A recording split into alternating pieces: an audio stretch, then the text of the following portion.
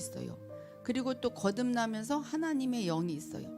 하나님의 영이 옴으로 말미암아서 과거로부터는 다 벗어났지만 내가 혼이 살아서 돌아나기이기 때문에 과거로부터 벗어나지를 못하고 있어요. 그래서 과거로부터 벗어나야 돼, 그렇죠? 또 순튼이라는 영성가가 말한 인생의 3단계에 대해서 볼게요. 영성가 순튼의 인생의 3단계. 이 인생은 크리스찬의 인생이에요. 그냥 일반인들이 아니라 초신자 시절에는 달콤한 사랑 같은 기쁨을 잠시 주시다가 초신자 시절에는 기도만 해도 막 이루어져요. 저 윗단계에 가도 그런데 초신자 시절에도 그래요. 하나님이 경험을 시키고 정말 사탕 같은 기쁨을 주셔요. 막 기뻐 뛰죠. 그런데 그 시절이 지나고 나면 신앙의 철이 들고 그것을 빼앗으시고 거룩한 슬픔으로 바꾸십니다. 슬픈 일을 겪게 하고 정말 그 시험을 견디게 해죠. 여기서 넘어지면 안 되죠. 세 번째, 단련이 다 끝난 후에는 누구도 빼앗을 수 없는 기쁨과 축복으로 채워주십니다. 우리가 어디로 가야 돼요? 세 번째 단계로 가야 돼요. 그렇죠? 자, 마지막 단계가 찬송이고 춤입니다. 온 몸이 이상한 찬송으로 나오기 시작해요. 이 찬송은 이렇게 뭐 음표가 있고 각 곡조가 있는 그런 찬송이 아니라 내 온 몸을 표현해서 진심으로 완전 세포까지 그냥 그 숨 쉬는 그 세포까지 모두 찬송, 주님을 찬양하는 거죠. 그렇다고 내가 좋은 일만 일어나서 찬양하는 게 아니에요. 진짜 지금 사람들이 보기에 저 사람 어떻게 저런 상황에서 찬송을 하나, 그 단계에서 진정으로 찬송이 나오는 거, 이게 바로 마지막 단계예요. 이사야서 43장 21절 보면 이 백성은 내가 나를 위하여 지었나니 나를 찬송케 하려 함이라. 이 백성이 바로 우리예요. 네, 김영준 성도님이 들어왔는데, 김영준은 내가 나를 위하여 지었나니 나를 찬송케 하려 함이라. 네. 김영준 또 우리 모두를 왜 지었냐면 하나님을 찬송하게 하기 위해서 지었어요. 그럼 우리는 그럼 나는 하나님을 찬송만 하면 되겠구나. 맞아요. 그러면 모든 것을 이루어 주십니다. 그 찬송이란 단어는 온 몸에서 나오는 신앙 고백이라는 뜻이에요. 신앙 고백. 나는 이런 상황에서도 주님을 기뻐하고 주님을 찬송하는 것. 자, 이 신앙 고백은 두 번째 단계인 거룩한 슬픔의 골짜기를 통과한 사람만이 부를 수 있는 신비한 찬송입니다. 이것은 영의 찬송이죠. 우리 아무리 안 좋은 일이 있어도 이 영은 주님을 찬송하고 있어요. 그래서 우리가 그 단계를 따라가야 되죠.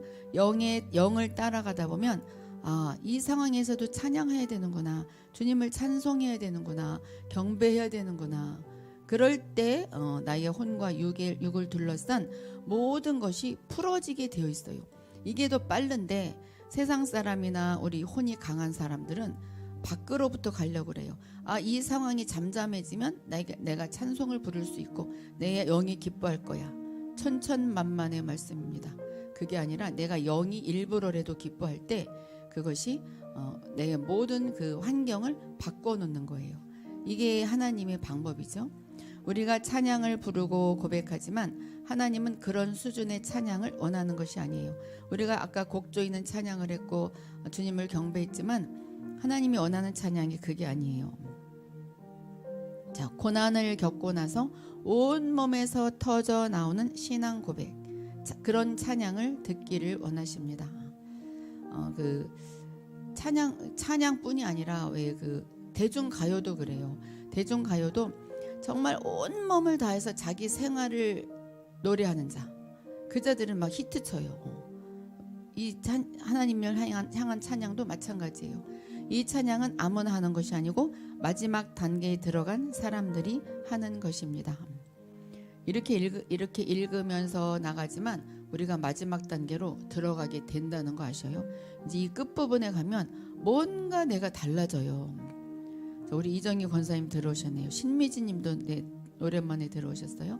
어두운 기간을 끙끙대며 신음소리만 냈던 사람들, 또 남이 작곡한 노래들을 그냥 따라서 불렀던 사람들, 그런 사람들이 신앙의 마지막 단계에 들어가면 자기만의 신앙 고백이 터져 나옵니다.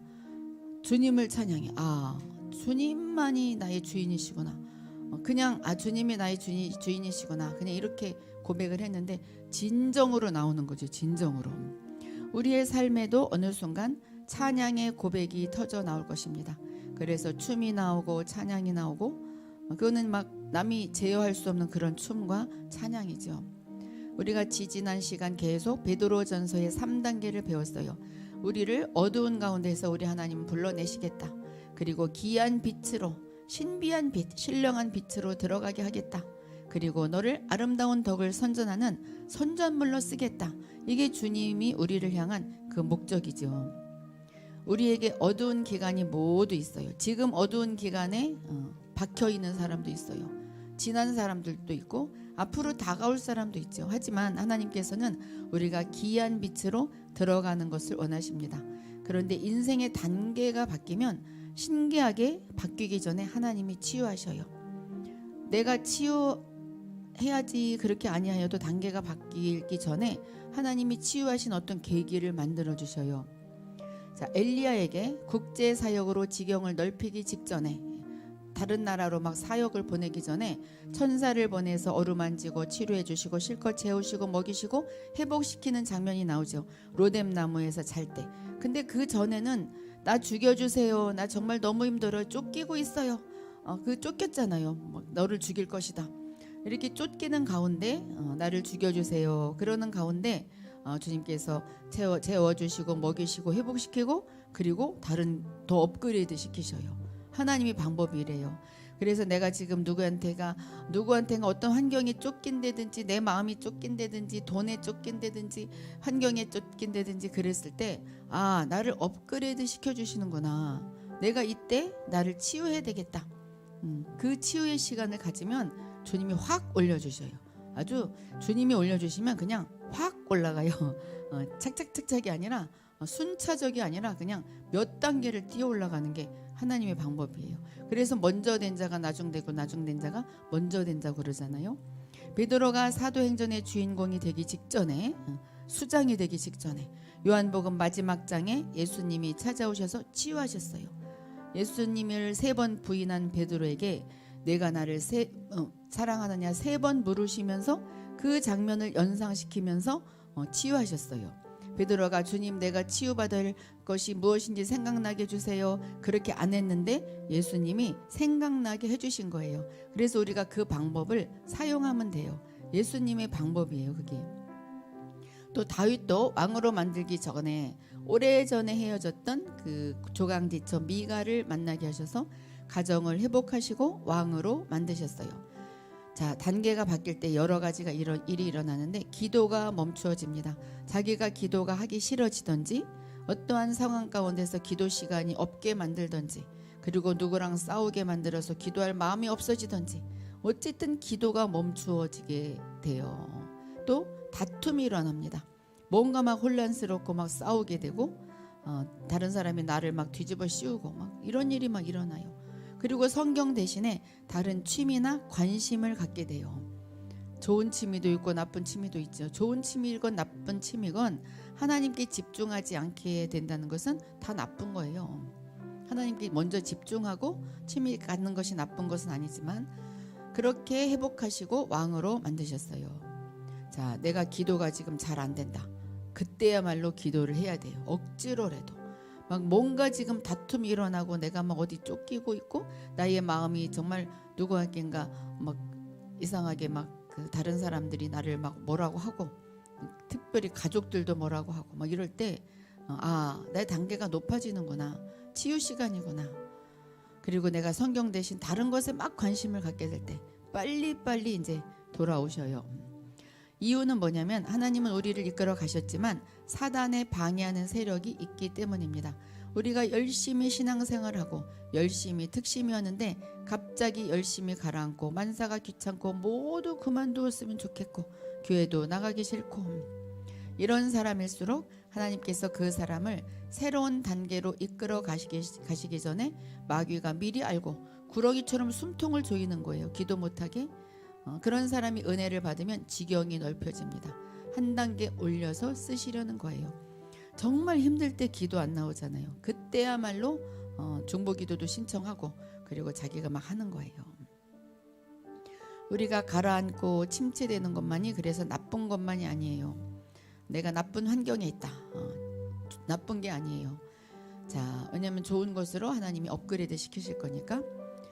지금부터 이제 볼 것은 뭐냐면 우리가 태어나서 죽을 때까지, 요람에서 무덤까지 갈 때까지 그 인생에 살아온 선, 어떤 좌표가 있어요. 내가 어떤 선에 있어요. 어떤 시점에 와 있는지 한번 보셔요. 자, 에릭 에리슨의 인간 발달론. 뭐 상담을 공부했거나 교육학을 공부했거나 공부 좀 했으면 에릭 에리슨의 인간 발달론 다 공부했을 거예요. 영아기 시기가 있죠. 태어나서부터 3살 정도까지. 이건 엄마 품에 있는 기간이에요. 이때 불신감과 신뢰감이 생기죠. 기저귀 갈아야 할 때 빨리 갈아주고 우유 먹어야 될 때 빨리 먹이고 그러면은 신뢰감이 생겨요. 아, 내가 힘들 때 누가 해주는구나. 맘 놓고 울고 맘 놓고 막 땡깡 부려도 누가 해주는구나. 신뢰감이 생기죠. 근데 그것을 안 해주면 불신감이 생겨요.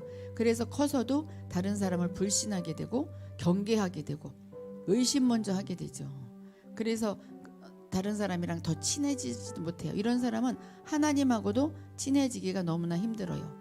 그런데 돌봄을 잘 받았으면 신뢰감이 생겨서 사람을 만나도 금방 친해지고 믿음도 잘 받아들이고 하나님과도 신뢰를 잘 쌓게 됩니다. 자, 자기가 어떤 사람이에요? 누구를 만났는데 경계하고 의심 먼저 한다. 그러면은 어렸을 때 마음대로 이렇게 돌봄을 못 받아서 불신감이 생겨서 그래요. 이걸 알았다면 아, 그렇구나. 자기가 돌아올 줄 알아야 돼요. 지금 과거를 지금 보는 중이에요. 신뢰감이 있으면 사람을 의심 안 해요. 저는 너무 의심을 안 해서 탈이지만 너무 의심 안 하면 또 속아 넘어가죠. 자, 유아기가 있어요. 3세 4세 때. 이때는 내가 할 거야 막 그러죠. 그래서 막 그 루즈도 칠해서 바르고 엄마 화장품도 바르고 옷도 막 이것저것 꺼내 입고 그럴 때 이게 자립심이 생기는 시기인데 못하게 해. 아니, 저기 서랍장 어질러 눕히면 안 돼. 막 못하게 하면은 자립심이 안 생겨요. 그래서 옷도 못 사 입고 자기가 스스로 하는 걸 못해요. 그래서 어떤 돌봄을 받았는가가 중요합니다. 이런 아기가 있다면 그냥 좀 놔둬야 돼요. 좀 지저분하면 어때, 그렇죠? 자기가 화장품 좀 쓰면 어떠고. 그럴 때 자립심이 팍팍 자라요. 간섭하면 독립하지 못합니다. 자, 자기가 유아기는 어떤 시기를 보냈어요? 자기가 아마 자기를 한번 돌아보셔요. 자, 놀이 시기가 있어요. 4살 정도부터 학교 가기 전 한 7살 정도까지죠. 이때는 창의성이 발달합니다. 이때는 좀 놀려야 돼요. 학교를 제일 빨리 들어간 나라가 인도라고 그래요. 그런데 노동자들이 많대요. 노동자들이 많다는 건 지적으로 좀 이렇게 너무 공부를 많이 안 하게 되는 거죠. 빨리는 들어가는데. 근데 유대인들은 놀린대요. 학교 들어가기 전까지. 학교에 이제 8살 때 이제 들어가면 우리나라 나이로 들어가면 창세기 한 과목만 배운대요. 그런데 머리가 너무 좋아서 휴대폰도 유대인의 창의성에서 나왔다고 그래요. 놀리면 뇌가 커지는데 근데 이제 요즘은 뭐 영재 교육해서 이렇게 보면은 그건 나쁜 건 아니더라고요. 왜냐면 뇌를 잘 발달시키게 놀이 교육이더라고요. 그런 교육은 괜찮은데 인지 교육으로 막 교육시킨 데는 보내지 마셔요. 놀이하는데 노는 데를 보내야 돼요. 노는데. 자, 초등학교 근면성이 발달하죠. 이때 잘하면 근면성이 자리 잡습니다. 우리 나이 때는 참 근면성이 참 자리 잡힌 사람들이 참 많아요. 왜냐하면 새마을 운동도 했고 그리고 막 개근상을 꼭 타리라. 자, 6년 개근상 탄 사람 있어요? 여기? 권사님 타지 않았어요 혹시? 탔죠? 안 탔어요? 탔을 것 같은데.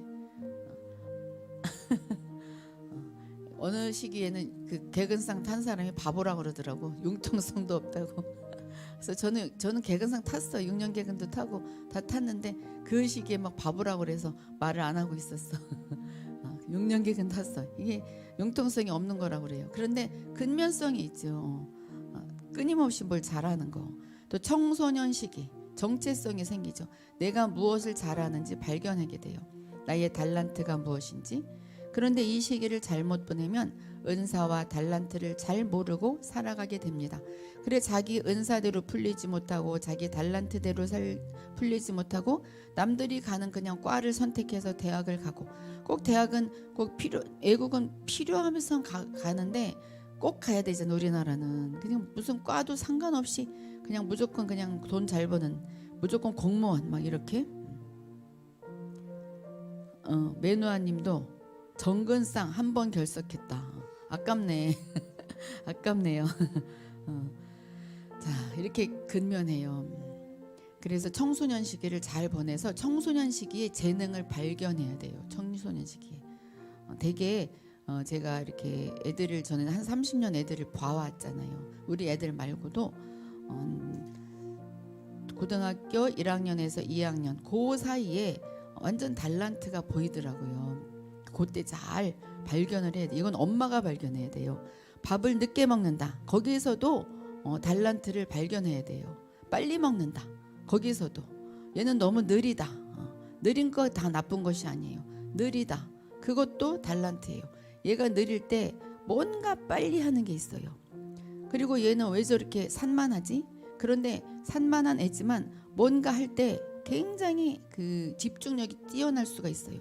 그것을 계속 시키면은 얘가 확 일어나게 되죠. 우리 첫째 딸이 굉장히 산만했어요. 그냥 글씨를 써도 6자, 예를 들어서 6 더하기 8을 한다 그러면 6을 그대로 제대로 읽지 못하고 6에다가 막 낙서를 해요. 낙서를 해서 그게 8자로 보여. 그리고서 8 더하기 8을 16이라고 써놔버려요.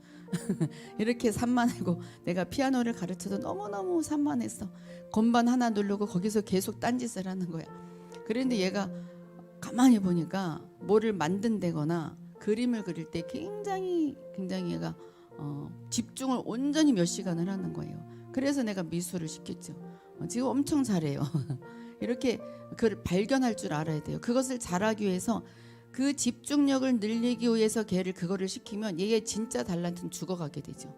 청소년 시기를 이 엄마 아빠가 잘 발견을 시켜야 돼요. 자, 청년기가 있어요. 이때는 친밀감이 생기는 시기죠. 이성을 보면 막 가슴이 뛰기 시작해요. 이때 부드럽게, 정말 요즘은 이거 학교 교육을 잘 하는 것 같은데, 친밀감이 잘 형성되면 하나님과 사랑에 빠지는 것이 쉬워요. 근데 이때 너무 상처를 받았거나 너무 그냥 숨어서 사랑을 한다거나 뭐 이러면은 사랑에 빠지는 것이 힘들죠. 장년기, 다 커서 이제 좋은 직업을 갖고 성취감이 생기는데, 자기 달란트대로 못 풀어져서 자기가 자기의 달란트와 상관없는 직업을 갖게 되면 평생이 불안해요. 평생 불만을 가지고, 그래서 끝나고 나면 술 마시고 막 이렇게 되는 거죠. 이 기간을 잘 못 보내면 절망감에 빠지기 시작합니다. 또 노년기는 통합되는 시기예요. 통합 능력이 생겨서 최고 작품이 이때 생긴다고 그래요. 시를 잘 쓰는 사람들은 이때 최고의 시를 쓰게 되고, 글을 쓰게 되고, 그림을 그리게 되고, 또 이렇게 붓글씨도 쓰고. 자, 그래서 이 노년기도 잘 보내야 되는데, 그런데 우리가 모두 만족하게 살아온 사람은 없어요. 그렇죠? 모두 만족하게 살아온 사람은 없어요. 자, 하나님께서 우리를 한 단계 높이실 때, 그때 기이한 빛으로 들어가게 하실 때 하나님과 친한 단계로 들어가게 됩니다.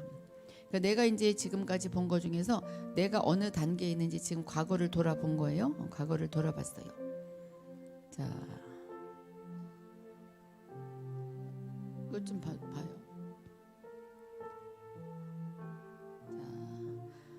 모세에게 출애굽기 33장에 하나님께서 내가 너를 친구라 하리라 하셨다.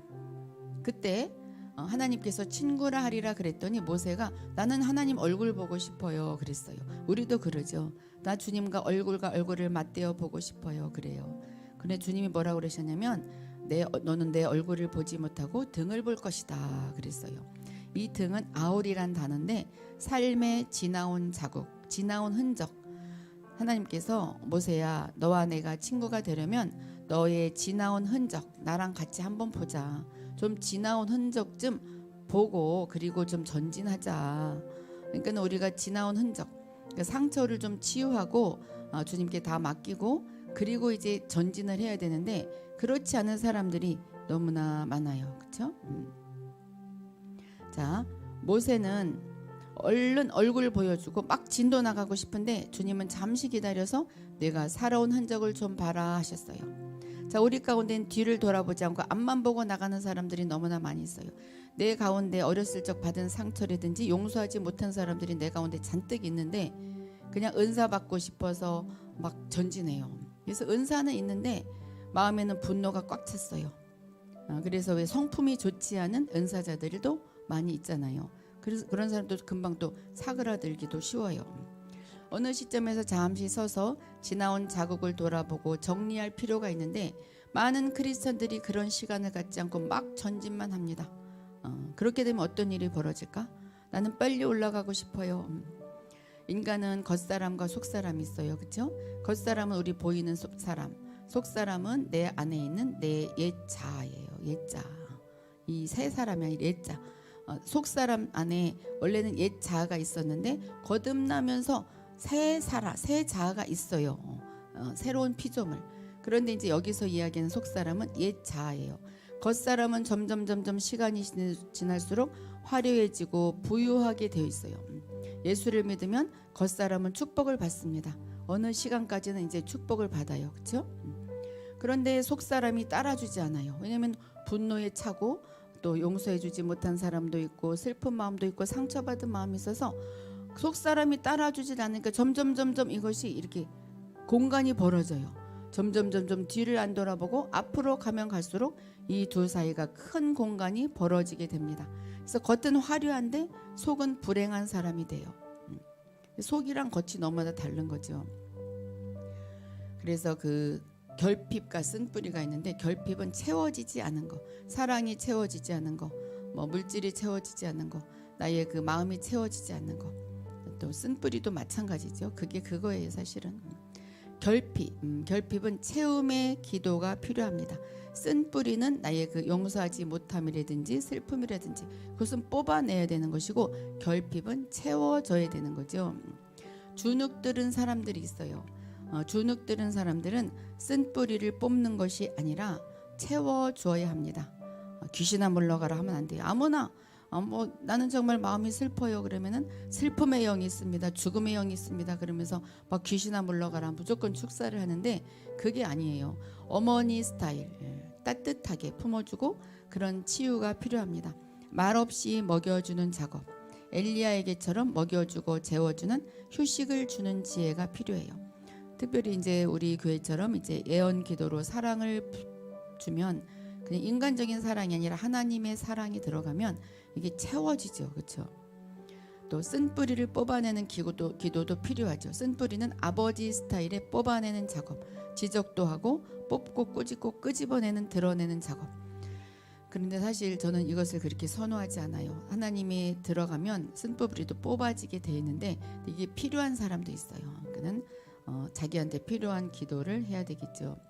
자, 마음의 치유가 필요한 사람들, 내적 치유가 필요한 사람들은 마음에 평강이 없는 사람이에요. 자, 마음에 평강이 없는 사람이 있어요. 하나님은 우리의 애모를 보고 양을 보내지 않았습니다. 자, 목사님들도 마음에 평강이 없으면 양들이 오지 않아요. 교회를 개척해놨는데 한 명도 오지도 않는다. 그분이 치유가 되지 않고 마음에 평강이 없으면 온 사람도 마음이 평강이 없으니까 그냥 떠나가 버리고 말아요. 여기 오면 뭔가 마음이 불안하고 뭔가 내가 더 힘들다 막 이런 거 있잖아요. 평강이 없으면 어쨌든 목사님이 평강이 있고 평강을 흘려 보내야 되죠. 그래서 목회하기 전에 그리고 내가 누구를 기도해 주기 전에 내가 치유를 받아야 돼요. 그렇죠? 또 성령이 잘 임하지 않는 사람도 치유를 받아야 되죠. 자, 영은 마음에 달렸다고 그랬어요. 성령님은 마음 보고 불같이 임하든지 식어버리든지 합니다. 자, 영이 좀 받을 만한 그릇이 돼야 막 불같이 임하죠. 한국 사람들은 한이 많은 민족, 대한민국이잖아요. 이 이름도 왜 그런지 몰라, 그렇죠? 대한민국이에요. 한이 많은 민족. 이 한이 해결이 되지 않으면 성령이 임하지 않아요. 임했다가도 금방 떠나버려요. 마음이 분노가 있으니까. 우리나라 뭐 그렇잖아요. 특별히 남성들은 더 그래요. 되게 차 보인다는 사람들이 분노가 많아요. 분노가 우리 속에 들어가면 얼음이 되죠. 누구를 용서하지 못함이 바로 분노를 자료잡히고 그것이 바로 얼음이 됩니다. 이게 발전하면 우울증이 되죠. 우울증은 굉장히 무서워요. 아무것도 못해요. 손도 올라가지 않고 아무것도 못하는. 우울증은 얼어붙은 분노라는 말이 있어요. 자, 왜 차가워지냐? 가족들에게 상처받고 또 교회에서는 성도들에게 또 가까운 사람들에게 상처를 받아요. 멀리 있는 사람들에게 상처받을 일이 없죠. 만나지도 않는데. 그러면 내향적인 사람들이 문제입니다. 말을 못해. 그냥 꿍꿍 참아요. 그리고 이 내향적인 사람들은 되게 좀 이렇게 착해 보이니까 말을 해도 안 들어요. 그러니까 참다가 그냥 말이 없어지죠. 그것이 기본적으로 치유가 되지 않으면 안에서 얼음장이 되어버립니다. 그것이 바로 우울증으로 가고 우울증이 막 자살하고 싶은 마음으로도 막 가요. 그것이 치유가 안 되면 불이 얼음에 임하는 것과 같아서 불이 꺼져버려요. 그런 사람들은 빨리 치유받아야 합니다. 그것이 치유가 되지 않으면 아무리 부흥에 쫓아다니고 기도회를 가도 성령이 임하지 않는 경우가 많이 있습니다. 임했다가도 금방 사그라들어요. 자, 또 누가 또 치유를 받아야 되냐? 행복하지 않은 사람, 기쁘지 않은 사람. 자, 기독교는 기쁨의 종교예요. 신앙의 3단계인 잠깐의 사탕 같은 기쁨의 초신자 때가 있고 거룩한 슬픔의 기간이 상당 기간 진행되지만 끝부분은 비할 데 없는 기쁨을 주시는 것이 바로 우리 하나님의 품이고 기독교예요. 난 기독교란 말도 별로 마음에 안 들어서 하나님 품이에요. 그런데 예수 믿은 지 20-30년이 되었는데 기쁨이 없는 사람들이 있어요. 자, 기쁨이 없는 사람들이 의외로 많은 것을 볼 수 있죠. 노래가 없고 춤이 없고 기쁨이 없고 웃음이 없는 성도들이 많이 있어요. 저도 신앙생활 오래 했지만 진짜 기쁨을 몰랐어요. 그냥 종교적인 신앙생활을 했어요. 근데 정말 하나님을 체험을 해야 체험을 하고 성령님이 나한테 임하면 정말 말도 못하는 기쁨이 이 속에서 나오죠. 겉으로는 별로 기쁘지 않은 것 같지만. 자, 영혼이 어두운 데 있는 것을 빨리 기이한 빛으로 신령한 빛으로 끌어주는 것에 초점을 맞춰야 되는데 초점을 거기에 못 맞추고 나 은사 받아야 돼. 나 빨리 은사 받아서 빨리 사역해야 돼. 은사 받으면 다 된다고 생각하고 은사만 추구하면 안 됩니다. 우리는 영적인 색깔이 바뀌어야 되는데 전체가 바뀌어야 되죠. 속사람이 먼저 바뀌어야 되고 그리고 겉사람이 바뀌어야 됩니다. 줄기의 한 부분인 은사만 받으면 어두운 것이 해결이 안 된 곳에 자꾸 은사만 임하니까 더 옆에서 보면 조화가 안 맞아요. 그래서 어두운 면에 은사만 임하면 어두운 영이 장난을 쳐버려요. 그래서 양신 역사가 이루어지는 거예요. 그래서 내가 치유가 돼야 되는데 치유가 되지 않고 은사는 있을 수 있어요. 그래서 이게 밸런스가 안 맞아요. 밸런스가. 치유가 필요한 사람들은 눈에도 나타납니다. 성경에 보면 눈이 등이라 그랬어요. 영혼이 병들면 눈에 금방 표시가 나요. 벌써 성도들을 보면 사람들을 보면 뭔가 죄짓고 그러면 눈이 불안해지죠. 그리고 사람들을 똑바로 못 쳐다봐요. 또 어려서 또 주눅 들어 사는 사람은 또 똑바로 못 쳐다보는 사람도 있어요. 눈이 등이라 그랬어요. 이 눈은 반가운 사람을 만나면 이 눈동자가 커진다 그래요. 검은 눈동자. 속에 검은 거 있잖아요. 좀 갈색인 사람도 있고. 그런데 싫은 사람을 만나면 이게 25%로 줄어든대요. 누구 만났을 때 그냥 쳐다도 안 보면 나 싫어하는 거예요. 근데 왔냐고 그러면 눈이 커지잖아요. 왔냐고. 자, 내적 치유의 원리가 있습니다. 첫 번째는 생수예요. 이것이 일반 상담과 기독교 상담의 차이입니다. 일반 상담은 여러 가지 치유의 모델을 제시하죠. 여러 모델이 있어요. 가족 모델 여러 가지 다 잊어버렸는데 그런데 성경의 내적 치유는 우리에게 있지 않고 그런 모델에 있지 않고 생수에 있습니다. 우리는 예수님 모델이에요. 생수가 들어오면 그냥 치유가 되어버려요. 이건 순식간에 이루어져요. 예수님도 사마리아 여인을 이 이야기 알죠? 사마리아 여인을 찾아와서 내가 먹는 물은 먹으면 또 목마른데 내가 주는 물을 먹으면 다시 목마르지 않다 그랬어요. 예수님이 주신 생수를 먹으면 예수님이 이 여인에게 치유의 방법을 이야기해 줍니다. 안수해 주겠다 그러지 않으셨어요. 예수님께서 무엇을 이야기해 주냐? 지식의 말씀의 은사로 이 여인의 그 과거를 맞추고 지금의 현실을 맞추죠. 그는 지식의 말씀의 은사가 작동이 되었어요. 너 생수를 맛보아야 산다. 이 이야기를 하는 것이죠. 너 많이 은혜를 받으면 너무너무 기쁜데 이것이 바로 생수의 한 형태입니다. 그것을 경험하면 어떤 상처가 있어도 팍 살아나게 돼 있어요. 이 생수는 바로 예수님이죠. 예수님을 탁 경험하게 되면 어떤 상처가 있어도, 죽고 싶은 상처가 있어도 살아나게 되어 있어요. 예수님이 지금 아까 지식의 말씀의 은사가 지금 여기 나와죠. 너 5번 이혼하고 6번째 남자랑 동거하지? 그렇지만 그 남자도 내 남편이 아니야. 이렇게 지식의 말씀의 은사로 작동이 되어서 알아맞추니까 선지자인 것을 알았죠. 그런데 그 다음이 중요해요. 참 선지자는 알아맞춘 다음에, 지식의 말씀의 은사가 작동이 되어서 알아맞춘 다음에, 그 다음에 예수님을 소개하고 이렇게 좋은 것을 이야기해 주는데, 거짓 선지자는 너 그러면 안 돼. 내가 이렇게 하는 대로 안 하면 너는 큰일 나. 이게 무당이 그렇게 하잖아요. 너 굿 안 하면 안 돼. 이 부적 안 써가면 안 돼. 이 무당의 영이잖아요. 내가 살려면 내가 주는 생수를 마셔야 해. 그리고 이 여인에게 예수님이 생수를 경험하는 비결을 가르쳐 주십니다. 그래서 우리 예수님이 은사를 사용한 치유를 사용했어요. 그 지식의 말씀을 사용한 다음에 그게 맞으니까 생수 마셔야 돼. 생수가 뭐예요? 바로 나야. 그래서 물동이를 버려두고 막 뛰어나가죠. 자, 내적 치유는 세계적으로 3가지 방법이 있습니다. 성령의 은사를 이용한 방법. 그래서 아까와 같이 지식의 말씀의 은사를 이용해서 그 사람을 좋은 길로 인도하는 것. 예언의 은사도 마찬가지예요. 예언의 은사 안에 지식의 말씀의 은사, 지혜의 말씀의 은사가, 영분별의 은사가 막 작동이 돼요. 그럴 때 그를 또 하나님의 그 성경의 말씀으로 인도를 해야지, 그를 내가 조정하는 방법으로 이용한다면 그것은 참 예언자가 아니죠. 또 성경 공부식으로 하는 방법도 있는데 이것도 참 좋기는 해요.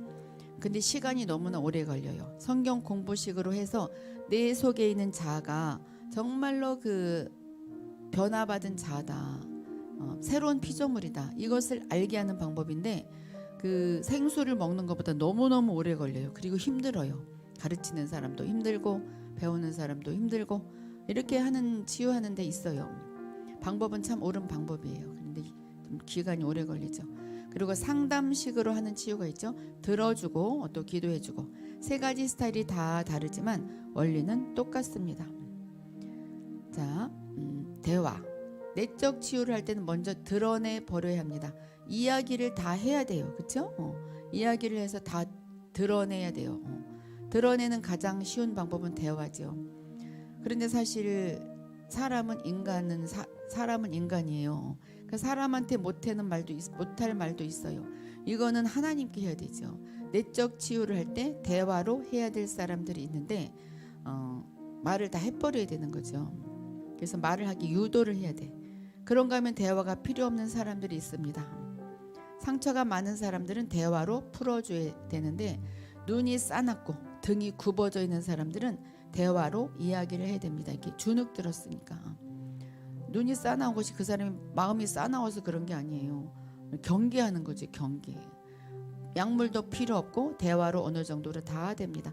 말을 다 하고 나면 풀어지는 거죠. 풀어져요. 자, 제일 좋은 것은 스스로 대화하는 분위기를 만들어주는 것이 제일 좋고, 근데 이제 스스로 대화 잘하는 사람이 있어요. 이런 사람 별로 상처받는 사람은 아니에요. 너무 말을 많이 하지. 너무 많이 해서 탈이야. 정말 너무 많이 하는 사람 있어요. 근데 이제 그 사람은 상처를 받지 않죠. 치유가 다 되죠. 아니면 경험 많은 사람들이 대화를 유도할 수 있어요. 자, 남편한테 맞으면서 사는 사람 중에 건강하게 맞으면서도 오래오래 사는 사람이 있다고 그래요. 오래 사는 사람들이 있는데, 이런 사람 막 떠들고 다녀요. 나 어제 몇 대 맞았다. 나 어제도 맞았다. 오늘도 맞았다. 차라리 맞아야 편해. 맞아야 편하다는 사람 나 들어봤어요. 맞아요. 아유, 그분은 옛날에 제가 그냥 이렇게 말 들어준 사람인데, 그분은 정말 그 교회 목사님 사모님이었어요. 그런데 정말 참 이런 얘기 막 때린다는 거예요. 그래서 그런데 저한테 막 이야기를 하면서 그러는 거예요. 차라리 한 6시쯤에 때리는데 그때 매를 맞고 나야 마음이 편하대요. 왜냐면 그럼 그 다음부터 자기 일을 할 수 있으니까.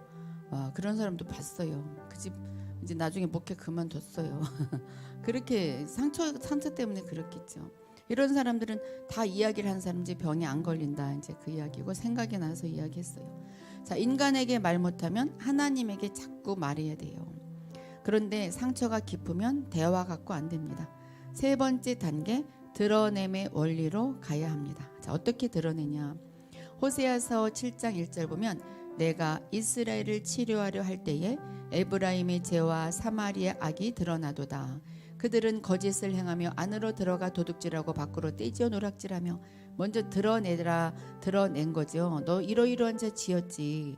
그래서 우리가 내가 스스로 드러내야 되겠죠. 이렇게 하나님이 치료할 때는 드러내십니다. 우리가 그런데 스스로 이 작업을 해야 돼요. 지금 우리가 하는 것은 스스로 치유하는 과목을 공부하는 중이에요. 그래서 우리가 어디 가서 치유받는 것이 아니라 내가 이것을 읽고 공부하면서 내가 치유하는 작업을 해야 돼요. 어떻게 하냐? 사실 예언 기도로 드러내면 제일 직방이에요. 예언 받으면서 치유가 됩니다. 그래서 이제 화요일 말마다 들어오시는 분들은 계속 들어오잖아요. 왜냐면 뭔가 치유가 되기 때문에 그래요. 그리고 좋은 일이 일어나죠. 예언 받으면 좋은 일이 일어나는 것이 왜 일어나냐? 자기가 믿으니까 그래요. 하나님 항상 좋은 방법으로, 좋은 방향으로 인도하셔요. 예언적 설교를 하면서도 드러낼 수도 있고, 아니면 경험이 많은 사람과 대화하면서 드러낼 수도 있어요. 그런데 제일 쉬운 방법, 우리가 여기서 가르치는 방법은 드러내는 기도를 가르쳐주고 기도시키는 것이다. 어떻게 하냐? 지난 시간에도 했죠. 하나님, 같이 해봐요. 시작. 하나님 아버지, 지은 죄가 있으면 생각나게 하시고 상처가 있으면 떠오르게 하시옵소서. 그래서 지은 죄가 떠오르면 회개하고, 또 상처가 있으면 또 울고 싶으면 울고, 상처가 떠오를 때 용서가 같이 가요. 용서하지 못한 것이 그 사람을 용서하기로 선택합니다. 그러면서 스스로 치유가 되는 거예요. 설령 마음속 깊은 곳에서는 안 된다 할지라도 내 귀에 들리게 소리내게 할 때 하나님이 일하셔요. 이 기도를 하면 상처가 떠오르면서, 그런데 중요한 것은 떠올랐다는 자체가 하나님이 치유해 주신다는 약속이에요. 예수님이 이야기한 만병통치약인 생수가 나오기 시작합니다. 그래서 어떤 분이 막 오늘 이제 이야기하는데, 왜 이렇게 기도하면서 눈물이 나오면서 생수가 들어가고 치유가 되는 거예요. 정말 그냥 사실 제일 좋은 방법은 기도를 많이 하는 방법이에요. 진짜 기도를 하다 보면 하나님이 만지셔요. 하나님이요. 자, 사사기 15장 18절 19절 보면, 삼손이 심히 목이 말라. 삼손이 왜 목이 말랐냐? 삼손이 왜 목이 말랐을까요? 사실은 통쾌해야 돼요. 1000명을 막 그 블레셋인가 족속을 1000명을 죽였어요. 나귀토뼈 하나로. 그럼 통쾌해야 되는데 여전히 뭔가 갈망이 있었고 목이 말랐어요.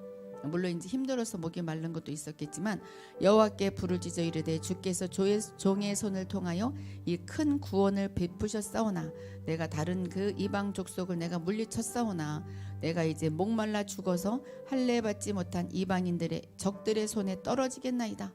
내가 죽을 것 같아요. 주님, 목이 말라 죽겠어요. 내가 큰일을 행했지만 내가 왜 이렇게 더 내가 힘이 듭니까? 그랬을 때 하나님이 레이에서 한 우묵한 곳을 터뜨리시니 거기서 물이 솟아나오는지라. 자, 우묵한 곳이 바로 상처예요. 가장 힘든 곳. 그곳이 터뜨려졌을 때 그곳에서 생수가 나오는 거예요. 그래서 울음이 뛰쳐나오고 웃음이 뛰쳐나온 사람도 있어요. 삼손이 그것을 마치고 정신이 회복되어서 소생하니 그러므로 그 샘 이름을 에낙고레라 불렀으며 그 샘이 오늘까지 레이에 있더라. 목마르다고 했을 때 하나님이 우묵한 곳을 탁 터쳤더니 생수가 나와서 먹었어요. 그랬더니 정신이 회복되고 소생하니 하며 20절에 인생의 단계가 바뀝니다. 지금으로 말하면 대통령이 되는 거죠. 블레셋 사람의 때에 삼손이 이스라엘의 사사로 20년 동안 지냈더라. 이때 사사는 대통령 겸 목사님도 다 겸하는 거예요. 이렇게 인생의 단계가 바뀌기 직전에 하나님이 치유하십니다. 그런데 그럼 나는 언제 하나님이 치유하시고 단계를 높여주시나? 자, 우리가 거꾸로 가면 돼요. 우리가 이 기도를 하면서, 드러내는 기도를 하면서 치유하면 하나님이 단계를 열어주십니다. 왜냐하면 이 내적 치유를 하게 되면 이 과정 중에 굉장히 많은 것을 깨닫게 됩니다. 그래서 아침 저녁으로 해보셔요. 굉장히 많은 것을 돌이키고 한탄하고 맹세하게 됩니다. 자동차 정비한 기관과 똑같아요. 장거리 여행하기 전에 자동차를 정비하지요. 먼 거리 가기 전에 자동차를 정비하듯이 하나님이 멀쩡하게 바쁘게 지내다가 꼭 어딘가 이렇게 몰아넣어요. 밖에 사람들도 만나기 싫고 통화도 하기 싫게 막 몰아넣어요. 그리고 하나님께서 치유를 시킬 때가 있습니다. 이것은 바로 너 지금 새롭게 떠날 여행이 있다라는 것입니다. 자, 이 단계에 있는 사람 있어요? 아마 있을 거예요. 그래서 배운 것을 반복하면서 뉘우치고 회개하고 가슴치고 이 작업을 하면서 내가 바뀌게 됩니다. 자, 이게 쉽고 단순하다고 무시하지 마시고 이게 굉장한 효과가 있어요. 정말 큰 내적 치유 세미나를 하시는 분도 이 기도를 1년 6개월을 하면서 1년 6개월이 돼야 바뀌었다고 그래요. 자기는 큰 내적 치유 세미나를 하면서 자기는 집에 들어가기가 싫은 거예요. 가면 와이프랑 싸우게 되니까. 그래서 빙빙빙빙 돌아가다가 막 들어가고 했다고 그래요. 다 그래요. 그러니까 자기가 치유를 해야 돼요. 내 생각이 넓어지고 회개하고 다짐하고 이러면서 내가 바뀌게 되는 것입니다. 이상하게 내가 바뀌면 환경도 확 바뀌어 버리게 돼요. 좋은 일이 있을 사람은 사람이 평소에 안 하던 말을 막 하기 시작합니다. 딴 사람이 된 것처럼 불평하던 사람이 할렐루야 좋은 일이 일어날 것 같다. 해보셔요. 시작. 할렐루야 좋은 일이 있을 것 같다. 그래서 사람이 막 달라져요. 그때 좋은 일이 일어나는 거예요. 말도 달라지고 행동도 달라지면 곧 좋은 일이 일어납니다. 저는 꼭 이거 기도하면서 나 좋은 일이 일어날 것이야. 나 더 부자가 될 것이야. 나 정말로 부흥될 것이야. 저만 선포하는 거 아니에요. 우리 막 모든 식구들 막 대전 식구들, 서울 식구들, 막 인터넷 식구들 같이 막 싸잡아서 막 해요. 한꺼번에 좋은 일이 일어날 것이야. 반드시 일어나요. 자, 삼손이 치유됐잖아요. 우목한 곳을 터쳤을 때 치유가 됐어요. 우목한 곳을 터쳤더니 물이 나오더라. 이것이 바로 생수입니다. 상처를 탁 건드렸더니 생수가 나오는 거예요. 그러니까 상처를 끌어안으려고 하면 안 돼요. 터쳐버려야 돼요. 울던지 웃던지 남에게 이야기하던지 소리를 지르던지 이 생수는 우리 안에 있어요. 우리 안에 예수 믿으면 성령님이 와 계시죠. 누구든지 예수를 믿는 자마다 내 배에서 생수의 강이 넘쳐나리라 그랬어요. 근데 많은 사람들이 이 말씀은 다 알지만 그것이 실제가 안 돼요. 자기 배에서 생수가 넘쳐는 느낌이 없어요. 자, 생수의 강인 생수는 어디에 숨어 있을까요? 우묵한 곳, 나의 상처에 숨어 있어요. 생수는 우묵한 곳에 숨어 있습니다. 우묵한 곳이 어느 곳이냐? 충격받아서 아픈 기억들. 이것이 나쁜 게 아니에요. 이것을 터뜨렸을 때 완전 생수가 터져 나와서 내가 탁 올라가게 됩니다. 기가 막힌 하나님의 축복인 것입니다. 성령과 우묵한 상처와 연관이 있어요. 그래서 이제 기도하다가 방언 기도를 해도 우리가 생각이 목숨이 살아있는 생각은 죽을 수가 없어요. 생각이 안 날 수가 없어요. 막 생각을 하면서 내가 막 용서하지 못한 사람이 생각나고 상처가 생각나면 내가 정말 기도하면서 왜 잡생각이 나지? 나 정말 이러면 안 되는데. 그게 아니라 그 생각을 계속 하셔요. 계속 하면서 가서 끝까지 가는 거예요. 끝까지 갔을 때 막 그 사람이 막 죽이고 싶을 때 그때 이제 탁 놔버리는 거죠. 십자가에다 탁 놔버려요. 그리고 그냥 돌아와 봐요. 그때 치유가 됩니다. 성령님은 어느 곳에 역사하실까요? 상처가 있는 곳에 역사하신다. 성경에서 보면 인간으로서 성령 체험 제일 먼저 한 사람이 아담이에요. 아담이 하나님의 코에 생기를 불어넣으시니 생령이 된지라 그랬어요. 자, 아담의 코에 생기가 들어갔다 할 때 코가 아크라는 단어인데 이 말의 뜻이 나를 화나게 했던 사람이나 사건이란 뜻입니다. 그래서 성령 체험하고 나를 화나게 했던 사건하고 연관이 있습니다. 자, 이것을 모르기 때문에 많은 사람들이 성령 체험을 못하는 것이에요. 생기가 들어갔다. 그러니까는 화를 나게 했던 사람이나 사건이 이제 내 안에 있어요. 거기 이제 성령님이 임하시면 탁 터져 나오는 거죠. 기도할 때 자기의 상처가 생각나면 생각하지 않으려고 기도가 나오지 않습니다. 거기가 우묵한 곳입니다. 그 아까 이야기했듯이 그 사건에 집중하면 뻥 뚫리게 되어 있어요.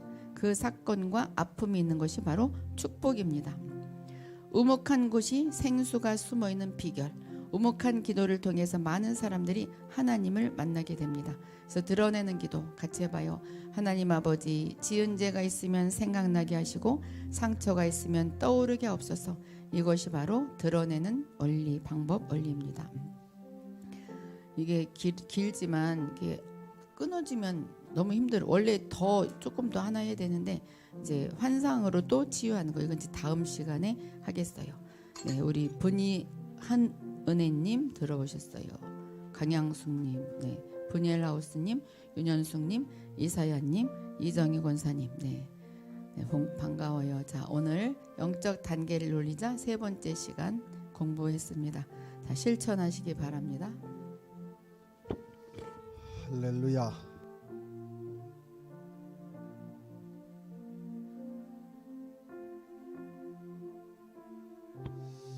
여러분, 이